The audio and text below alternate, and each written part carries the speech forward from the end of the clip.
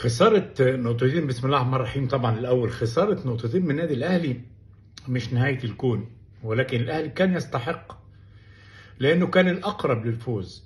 حتى لو كان انتر ميامي أضاع فرص في الشوط الثاني، ولكن في ضربة جزاء اللي هي تجب كل الفرص اللي ضاعت، إذا كان من ليونيل ميسي أو من فالكون قلب دفاع في بعض الأوقات.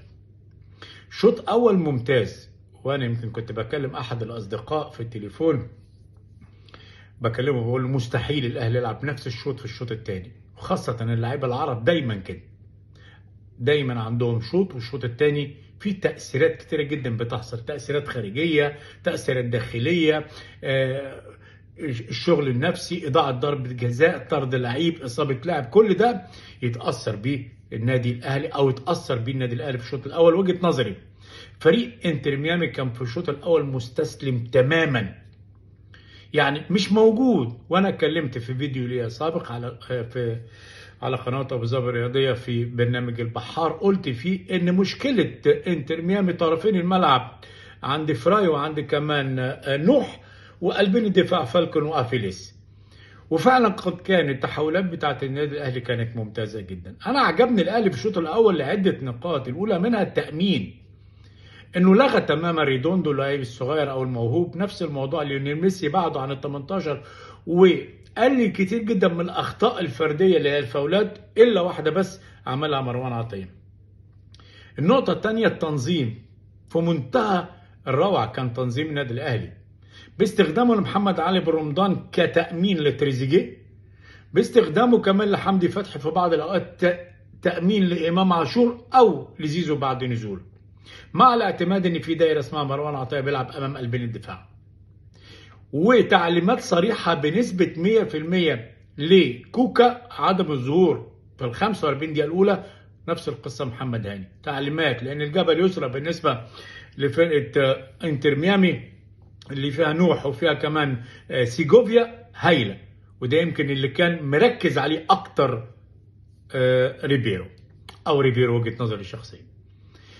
اتكلمت على التنظيم واتكلمت على التأمين، هتكلم على كمان فكرة الطريقة 4-3-3 على الورق، بإمام، تريزيجيه، وسام، وثلاثة بالرمضان، مروان، وحمدي فتحي. ولكن في بعض الأوقات كنا بنشوف أقرب لعيب ممكن يكون بالرمضان قريب لوسام أبو علي، فتتحول 4-4-1 بتعليمات إن إمام أو زيزو ينزل لتحت، ونفس الموضوع تريزيجيه. كنا بنشوف زيزو يروح قريب كتير جدا من وسام ابو علي، قريب على دايره ال 18 عشان يمنع التحضير، وعشان يفرض ان لعيبه نص الملعب بالنسبه لانتر ميامي ينزلوا تحت ويعمل مساحه كبيره جدا ليهم. وكان بيخلي حمدي فتحي يروح ناحيه اليمين ويرجع تريزيجيه ويلعب بمروان مع بن رمضان على دايره نص الملعب، واتنفذت 10/10 في الشوط الاولاني. رابع حاجه التحولات، تحولات النادي الاهلي كانت فوق الوصف، خصوصا انه لعب على الطرفين، وخاصه الجبهه اليمنى اللي فيها فراي اللي اتغير في الشوط الثاني وخرج افيليس بعد الانذار وعمل فاول كان ممكن يتعرض له الطرد، ولعب فراي في قلب دفاع وخلى اللاعب اللي هو تشيلو يلعب على الجبهه اليمنى. يمكن اتحسنت شويه مع اليندي.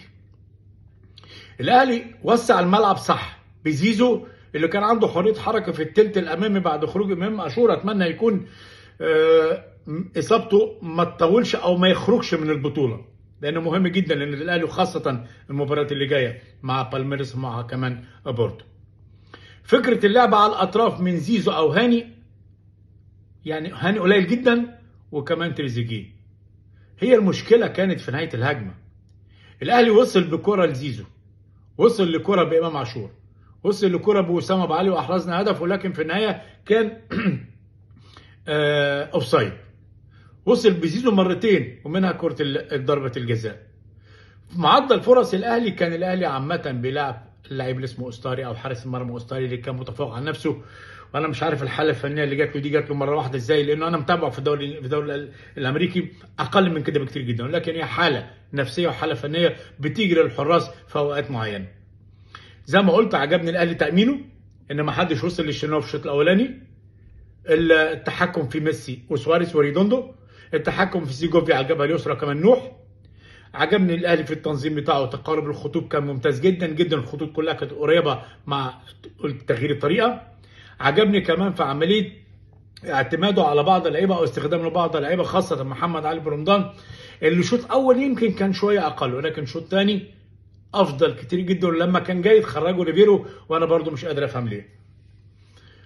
مع طبعا التحولات اللي اتكلمت عليها، التحولات السريعه جدا، ومستحيل الاهلي كان يعمل نفس الشكل في الشوط الثاني، خصوصا ان المجهود البدني يقل، خصوصا ان الرطوبه كانت عاليه جدا. هي عليكم على انتر ميامي، ولكن هم متعودين اكتر لان بيلعبوا على ملعبهم وسط جماهيرهم.